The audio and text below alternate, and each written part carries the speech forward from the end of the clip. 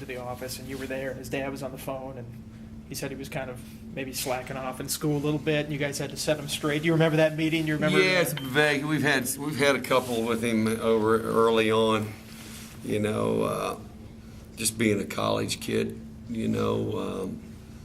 school, extracurricular activities as college kids do. Jack, he'd be probably the first one to tell you, he's probably lived had a good college experience, when it's all said and done, on and off the field. And I think that was something early on that, he probably burned the candles at both ends, so to speak, and we just wanted to make sure he was, make sure he understood what his purpose was and what he was here for and all those kind of things, and but that's the one thing. Jack's he's a smart kid, and it's kind of like his predecessor from Oakton. Cody Grimm was very similar in a lot of the same ways, and but yeah, I mean that's part of growing up and being responsible and accountable and all those things, and that's. Sometimes you have to have a wake-up call a little bit. In the recruiting process, I mean, did you think he could be like this? It sounded like there were a couple things that happened where he couldn't make it to a camp on a certain day. Yeah, I can't remember because I didn't. I was involved with Jack. I didn't have that. My dividing line for Northern Virginia's about there. Torian talked about Yeah, that. and so. But, when we kind of had an issue there, we had a couple of good linebackers that, we signed that all of a sudden some guys were, weren't in the program anymore. And so we needed some depth. And so Torian showed me the film, and, Jack was doing things like he is now, at the high school level. But then you seeing him do things, Oakton was really good at the time, and they were running like Tampa 2 coverage. And, here's a 17, 16-year-old kid running down the deep middle and seeing the progressions that, man, this kid, this guy's got it. So, I went over and met him. We sat down and talked a lot of football. I went back again, and talked with him, and I just wanted to make sure, we were going to get a guy, and then he had some. I think I can't remember what it was all said, and I think he had some smaller offers maybe. Yeah. But we ended up offering him in a year. So come here for a year, and then you'll go be put on scholarship. But I wanted to make sure he was the right. He was that guy because we just kind of been snake bit a little bit with some guys and good players, but that just weren't in the just. For one reason or another, we're out of the program. And but when it was all said and done, now you look back, it was a great decision on our part. And he paid a year of school, but then he got 4 years of education paid for. Helped us win a championship. But I do remember this: when he came here, he had an issue with his back. Really? Yeah, and it was kind of like, dude, man, that's not the same guy that we watched on video, and he had like a stress fracture when it was all said and done in his back. So a couple of years ago, he sat out, if you guys remember, he sat out all spring. Okay. And we let him get healthy and all that. And since that point, that's when all of a sudden the guy was like the guy that we recruited here, and he just was not as fast. He always had a little hitch in his stride, so to speak, and I was like, I kept telling Tori, I said, that's not the same dude, man, and but then we got him checked, he got checked, and ended up, that's what it was a stress fracture. He got healthy, and he hasn't looked back right there. But, as far as a guy that I've coached, I mean, he's the closest thing to like Vince Hall that I've had here. Vince was a guy that was very instinctive, had great vision, didn't waste movement, ran 4.75, but played at 4. Always was like, who is that? And it was Vince Hall. And Jack Tyler's the same way right now. It's like, who's that? It's Jack Tyler. just has great vision. Sees the game. I mean, I'm asking, what'd you see, Jackie? Because I could tell these guys, I know which way they're going. And I mean, just he works the game and understands it and has great vision, plays with great anticipation. And, and that's been, I tell you, I don't know if there might be guys with better physical tools in our league, but I don't know if there's a better football player at that position in our league when it's all said and done. I know he'll want to try to play at the next level, but I mean, beyond that, looking down the years, do you think football coaching could be in his Yeah, he future? says he'd like to do that. I took him out to eat the other night, my seniors, him and Reek, and he said he'd like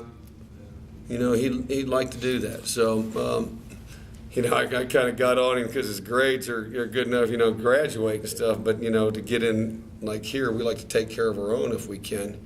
He'll have a hard time getting into grad school here. But there's other schools that will help him along the way, whether it's here or if he has an opportunity to go to the NFL, and that's the deal. I think the guy would be, he's got a good way about him, and I think that could be a good future for him if that's what he wanted to do. But he's like a coach on the field right now. I mean, he does a great job, and that's one area that he's really improved as far as his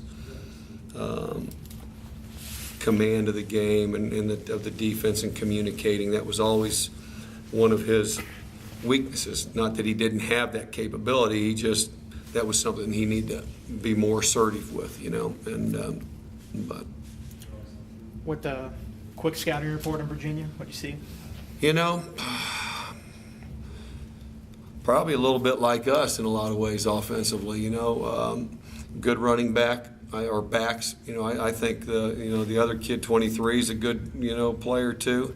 But 25 is a good football player. He has been for a couple of years. He got good quickness, good balance, explosive. Solid receivers. I think the Jennings kid's obviously an outstanding player. The Smith kid's an outstanding player. Their tight ends catch a lot of balls. They're big targets. I know the 83, I don't know if he's been banged up a little bit, but, they're going to play their best football on Saturday. Offensive line, they're young.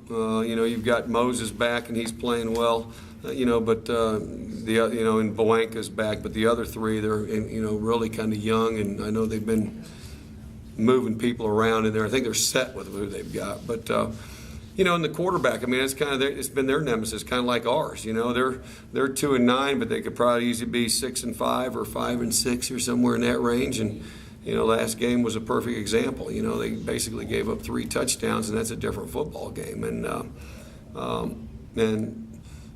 you just taking care of the football. To me, it looks like it's been their nemesis, like it has been ours a little bit.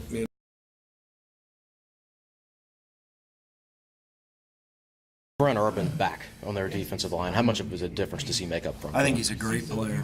I don't think he's a good player. I think he's a great player. He's extremely disruptive. He's quick. He's powerful. He's big. He's rangy. I think he's an excellent football player, and I'm sure they're glad to have him back. And it's evident on tape when you watch. They're different on defense when he's in there. He's a really good football player. Really good. We should need to start recruiting candidates. But he's excellent. What is so different about what they do when he's in there? Allows them to do He personnel just, you put him on that side, and you're never discrediting any of their players, but he's different. He's an NFL football player, plain and simple. He's got size, he's got explosion, he stops the run, he's disruptive in the pass game, he twists well. He's an NFL player, inside and out, and he's a guy that we got to know where he's at all the time, and he's disruptive. He was disruptive last year, and he's disruptive this year, and they're glad to have him back. Right behind him, they've got Henry Coley, very disruptive linebacker too, and David Dean's a pretty good defensive tackle, so I really make it tough to attack them inside. You watch their tape, and they're really good in the run game. They do a great job disrupting the pass protection, and they do a good job. They do a really good job, and having those guys back really helps. The linebacker, I think, is one of the better linebackers in the league. He can stop the run. You try to isolate him, we got to have a hat on him at all the time because he's a playmaker. He's explosion player. It's very powerful. When they're missing a guy like the safety that they're not going to have for the first half, are you conscious of that, I would assume? I think number 8 is the quarterback. I think he played quarterback in high school. You can tell watching him, he's the leader back there. I think he gets him lined up. I think he's extremely intelligent. When you watch him, I think he does a great job anticipating what he's going to get in terms of route combinations. I think there's a reason that he has all those interceptions. Those weren't just interceptions that were bad decisions by the quarterback. I think he anticipates things extremely well. You can tell that he's got a quarterback background. I mean, you could just tell he's got intelligence back there, and he's a really good player. I like him a lot. Got range, smart, anticipates, appears to be tough. Happy that he's out the first half, but he's a good player. Good player. Do you have to be taught about this rivalry, or does it just kind of come from being around? No, you got a sense of that from the day you walked in the door that was the game. You've been a part of a lot of great ones, a lot of great rivalry games, and this one ranks right up there with them. You know the record. I know the record of all of them, the ones that I've been a part of. And, it's one of those games that doesn't matter what happened. The first 13 or 12 weeks of the season, this all comes down to you remember this game. So you can sense it. On the hate level, this can't quite be Michigan, Ohio State, or Auburn, Alabama, though, can it? I mean, those seem like even in all of college football, those are way out there. You get a sense when you walk in here that you get a sense that you feel the same type of